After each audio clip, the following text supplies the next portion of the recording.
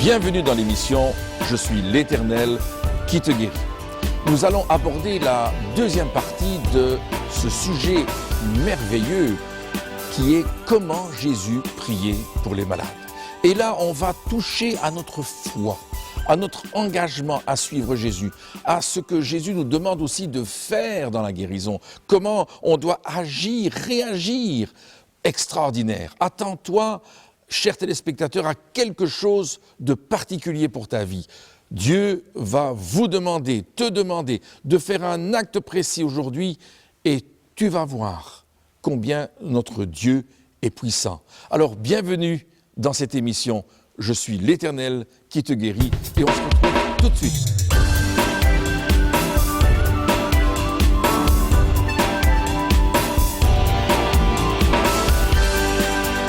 Bienvenue dans l'émission d'aujourd'hui qui va être une émission extraordinaire. Nous avons déjà vu une première partie, comment Jésus priait pour les malades.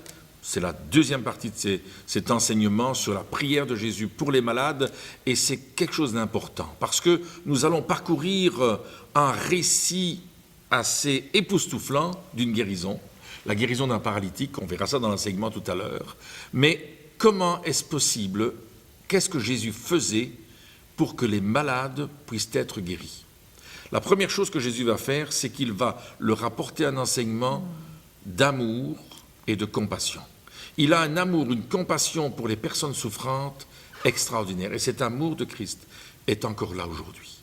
Vous êtes là à l'écoute, vous voyez ces images, vous avez besoin d'être touché par son amour et par sa compassion.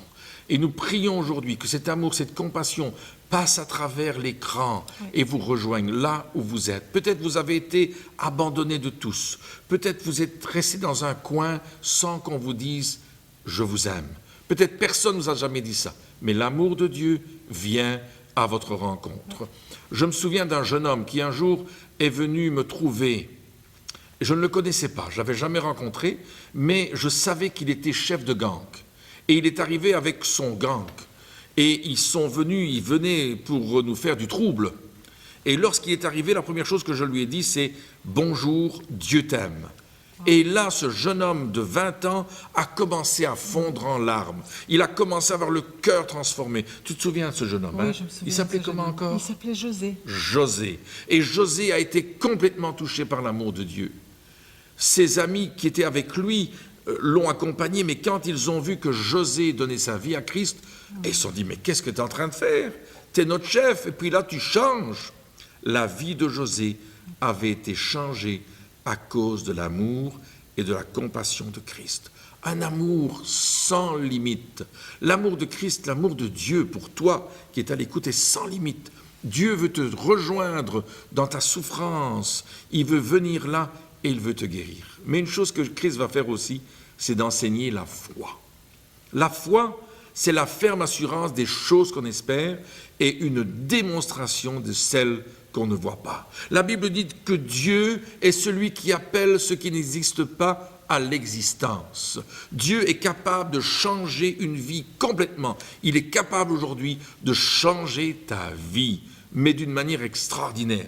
J'ai entendu le récit d'une personne qui est allée prêcher à Trinidad.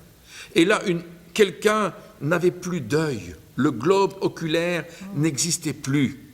Et alors qu'ils ont prié pour cette personne, l'œil a repoussé en présence de tous. Oh. Tout le monde l'a vu, a vu cet œil repoussé et la personne a retrouvé la vue. Dieu est capable de faire des miracles créateurs. Nous avons rencontré une dame qui attendait la greffe d'un rein.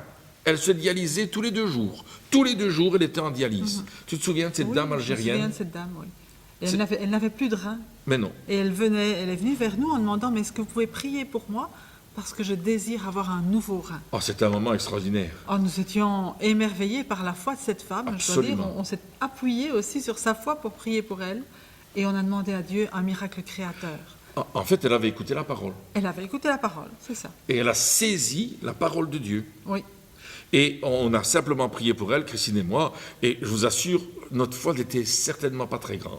Vous avouez la vérité. Mais elle avait entendu la parole, elle avait saisi pour elle. Elle se dialysait tous les 2 jours, elle ne pouvait pas boire beaucoup d'eau, elle ne mangeait pas ce qu'elle voulait. Elle a simplement cru que Jésus allait le faire. Quelques mois plus tard, nous sommes allés dans son église. Et là, le pasteur nous a dit, savez-vous que vous avez prié pour une dame qui était complètement guérie de son rein? Oh, on s'est regardé l'un l'autre, il dit, non, on ne vous connaît pas, on ne connaît pas l'église. Il a dit, si. Elle est allée chez le médecin et il a constaté que le rein avait poussé de plusieurs centimètres. Je ne sais plus exactement combien. C'était 3,5 cm. 3,5 cm. Et à un certain moment, quelqu'un lui a dit, mais es-tu certaine que tu es guérie? On peut douter parfois, n'est-ce pas? Et puis quand elle est retournée chez le médecin, il avait constaté que son rein avait encore poussé, parce que sa foi avait été nourrie par la parole à nouveau, elle n'a plus douté, et là, elle a eu la guérison complète. Elle mangeait normalement, elle buvait normalement, et c'est ce que Dieu a fait. Alors, viens dans l'enseignement dans quelques minutes, tu vas être touché par l'amour de Dieu, et il va te bénir là où tu te trouves.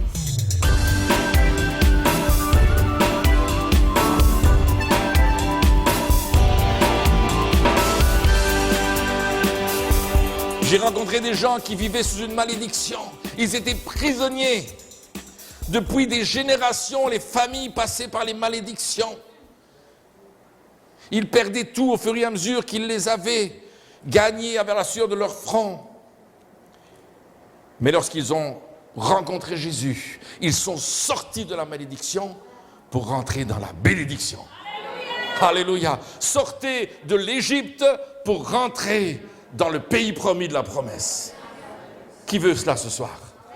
Oh, on devrait tous dire, oui Seigneur, nous voulons apprendre à rentrer dans ce domaine. Un troisième point, où Jésus a payé pour nous, et c'est l'objet de cette conférence, c'est lorsqu'on a frappé son dos avec le fouet. Les Romains n'avaient pas de tendresse. Ils attachaient des osselets ou des bouts de verre ou de métaux au bout des osselets, de telle manière que, de bout des fouets, de telle manière que lorsqu'ils frappaient, ça rentre dans la peau et ça arrachait le dos.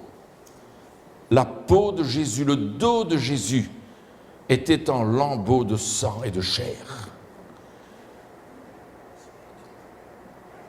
Il était frappé et c'est par ses meurtrissures que vous êtes guéris. Là, à la croix de Golgotha, Jésus a reçu des coups pour toi, mon frère, ma sœur, pour que tu sortes du joug de la maladie et de l'infirmité. J'ai un de mes amis évangélistes, il est en Suisse italienne, il habitait en Belgique il y a quelques années, et voilà que sa petite fille, son dernier-né, est diagnostiquée avec une maladie qui allait la rendre handicapée à vie. Elle était toute petite, quelques mois, je la vois encore dans son berceau. Et les médecins ont diagnostiqué qu'elle allait devenir un légume et qu'elle mourrait certainement très jeune, pas au-delà de 20 ans, mais que jusque-là, il devrait la pousser dans une chaise roulante. Et que c'en était terminé de la vie de cette jeune fille. C'est bébé pour l'instant. Quand ils sont revenus du médecin, imaginez leur tristesse. Le diagnostic était clair. Votre enfant est condamné à être un légume et à mourir. Mais ils se sont tournés vers la parole. Et ils ont dit, Seigneur, nous voulons croire que par tes meurtrissures, notre fille est guérie. Elle s'appelle Gabriella. Ils ont prié pour Gabriella avec foi. Ils sont tournés voir le médecin. Le médecin a dit, la maladie s'aggrave. Attendez-vous à pire encore que ce que je vous ai annoncé. Ils sont rentrés à la maison. D'un côté, ils ont mis le protocole du médecin. De l'autre côté, ils ont mis la parole de Dieu. Et ils ont dit, Seigneur, tu déclares que par tes meurtrissures, Gabriella a été guérie il y a 2000 ans. Ils sont retournés chez le médecin, et le médecin a dit, c'est encore plus grave. Ils sont rentrés à la maison, ils ont mis le diagnostic à gauche, la parole de Dieu à droite, et ils ont dit, Seigneur, tu as dit, il envoya sa parole et il les guérit. Et je pourrais continuer longtemps ainsi, mais ils ont tenu ferme sur la parole de Dieu. Ils ne se sont pas arrêtés à ce qu'ils ont vu, ils se sont arrêtés à ce que Jésus avait fait. Et vous savez, aujourd'hui, Gabriella est une belle jeune fille qui parle plus de 3 langues, qui est en bonne santé, qui a retrouvé l'usage de la parole, qui marche normalement, qui va à l'école et qui vit normalement. Parce que Dieu, par ses meurtrissures, avait guéri déjà Gabriella. Amen. Alléluia. C'est l'œuvre de Jésus. C'est l'œuvre de notre combat. Un 4e point où le sang de Christ a coulé, c'est lorsqu'à la croix on a cloué ses mains. Les mains, c'est le symbole de la bénédiction. Quand vous avancerez tout à l'heure, on vous imposera les mains. Parce qu'on veut dire, on s'identifie à ta maladie. On s'identifie à toi et on veut t'aimer. On veut te bénir. Les mains, c'est le symbole des caresses, n'est-ce pas? J'aime prendre mes enfants dans mes bras et leur dire que je les aime. J'aime prendre ma femme dans mes bras et lui dire, chérie, je t'aime. Les mains, c'est fait pour bénir, pas pour maudire. Les mains, c'est le symbole de l'autorité. Les mains, ce sont les parties de votre corps que vous voyez le plus souvent. Vous avez remarqué? Voyez vos mains. Vous écrivez, vous faites la vaisselle, vous travaillez à l'ordinateur. Qu'est-ce que vous voyez? Vos mains. Vous ne voyez pas vos pieds, mais vous voyez vos mains. Et moi, je vois encore moins mes pieds. Je ne vous dirai pas pourquoi. Et là, à la croix, Jésus a racheté notre autorité. Lorsque les mains ont été clouées, Jésus a racheté notre autorité. Lorsque ses pieds ont été cloués, Jésus a racheté notre victoire. Parce qu'il a mis Satan sous nos pieds. Et frappez des pieds, Satan est sous nos pieds. Dites-le, Satan est sous nos pieds. Alléluia! Oh! Gloire à Jésus. Il n'est pas sous nos pieds à cause de nous. Il est sous nos pieds à cause de lui. Il l'a vaincu à la croix. Il met tous ses ennemis sous ses pieds. Puis un dernier endroit, lorsque Jésus est sur cette croix, où le soldat romain va venir tester si effectivement il est bien mort. Et il va prendre sa lance, et il va passer sa lance entre les côtes pour toucher le cœur. Et là, le sang et l'eau vont s'écouler de son cœur. Le cœur, mes amis, c'est vraiment quelque chose d'important. Si nous n'avons pas de compassion, n'allons pas prier pour les malades. Si nous ne sommes pas prêts de souffrir avec eux, n'allons pas prier pour eux. Demandons d'abord la compassion. Tournons-nous vers Jésus et disons, Seigneur, j'ai besoin de ta compassion pour ces malades. Un jour, je suis rentré dans une chambre d'hôpital. Il y avait un homme qui était couché sur le lit. Il avait la tuberculose. C'est contagieux. Mais Dieu nous avait dit, allez prier pour cet homme. Sa famille l'avait condamné, les médecins l'avaient condamné, et même c'était interdit d'aller prier pour lui. Alors nous sommes passés par une porte dérobée dans le service intensif de l'hôpital. Et mon ami et moi, nous sommes passés là, et nous sommes entrés. Et nous avons vu cet homme qui était là, souffrant, avec cette maladie terrible.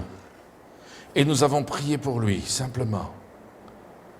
Moins de 15 jours après, il sortait de l'hôpital en pleine forme. Jésus l'avait touché.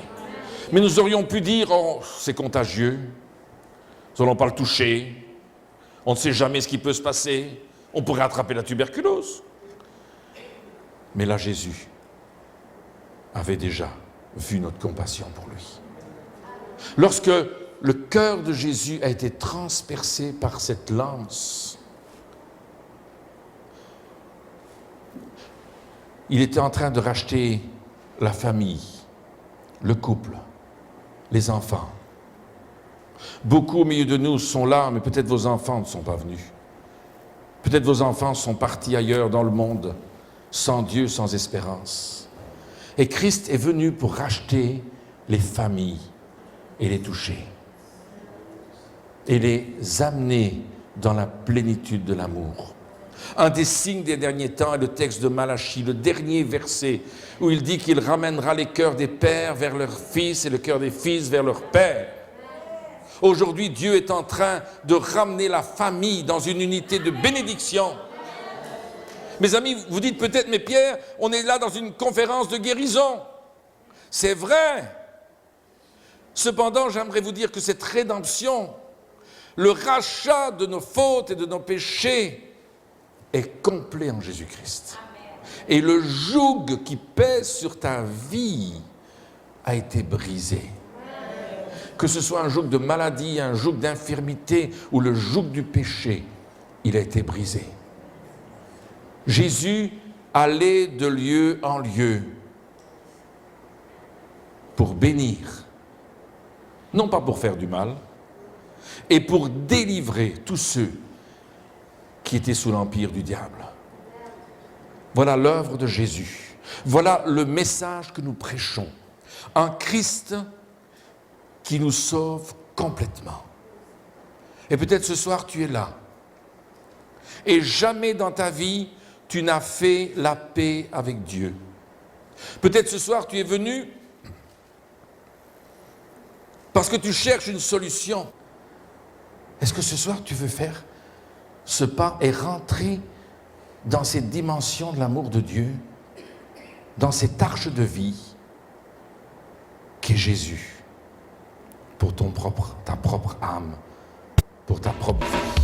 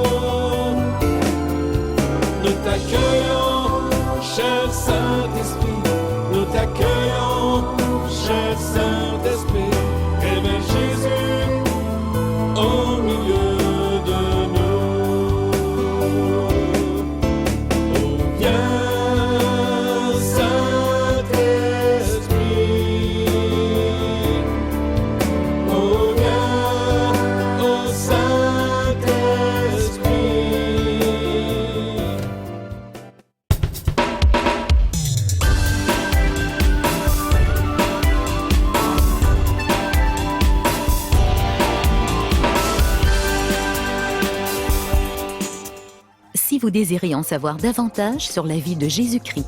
Pasteur Pierre et Christine Beumier vous offrent tout à fait gratuitement ce livre intitulé « Mes premiers pas avec Christ ».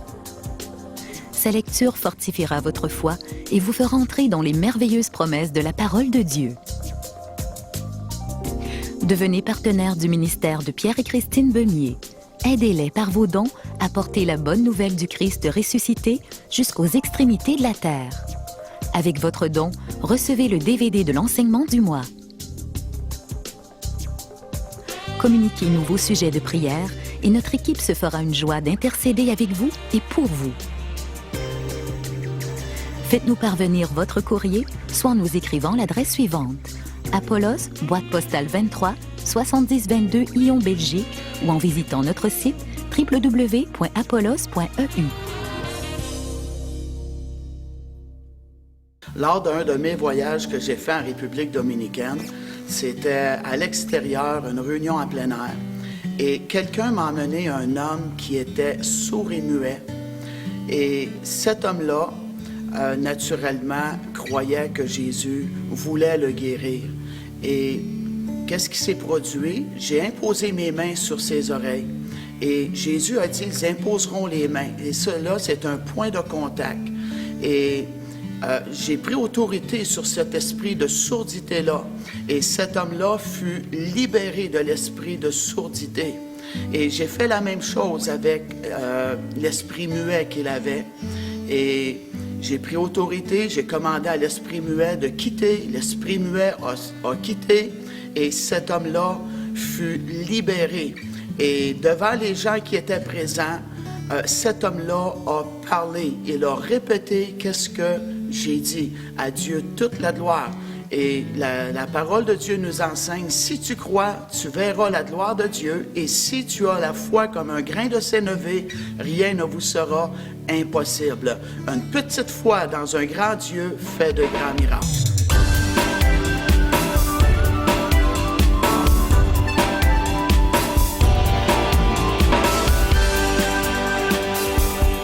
Bienvenue dans l'enseignement. Merci d'être resté branché sur notre émission. Je suis l'Éternel qui te guérit. Effectivement, c'est notre cœur, c'est de voir des hommes et des femmes aujourd'hui qui sont dans la souffrance, sortir de cette souffrance et d'être guéris par le Dieu Tout-Puissant. C'est lui qui guérit encore aujourd'hui chacune de tes maladies, nous déclare le psaume 103. Alors je vais demander à Christine de nous lire un texte important dans la parole de Dieu, dans Luc, l'évangile de Luc. L'évangile de Luc au chapitre 5, à partir du verset 17. Un jour, Jésus enseignait. Des pharisiens et des docteurs de la loi étaient là, assis, venus de tous les villages de la Galilée, de la Judée et de Jérusalem, et la puissance du Seigneur se manifestait par des guérisons. Et voici des gens, portant sur un lit un homme qui était paralytique, cherchaient à le faire entrer et à le placer sous ses regards. Comme ils ne savaient par où l'introduire, à cause de la foule, ils montèrent sur le toit et ils le descendirent par une ouverture avec son lit au milieu de l'assemblée devant Jésus. Voyant leur foi, Jésus dit « Homme, tes péchés te sont pardonnés. » Les scribes et les pharisiens se mirent à raisonner et à dire « Qui est celui-ci qui profère des blasphèmes? Qui peut pardonner les péchés si ce n'est Dieu seul ?» Jésus, connaissant leurs pensées, prit la parole et leur dit « Quelle pensée avez-vous dans vos cœurs? Lequel est le plus aisé de dire « Tes péchés te sont pardonnés » ou de dire « Lève-toi et marche ». Or, afin que vous sachiez que le Fils de l'homme a sur la terre le pouvoir de pardonner les péchés,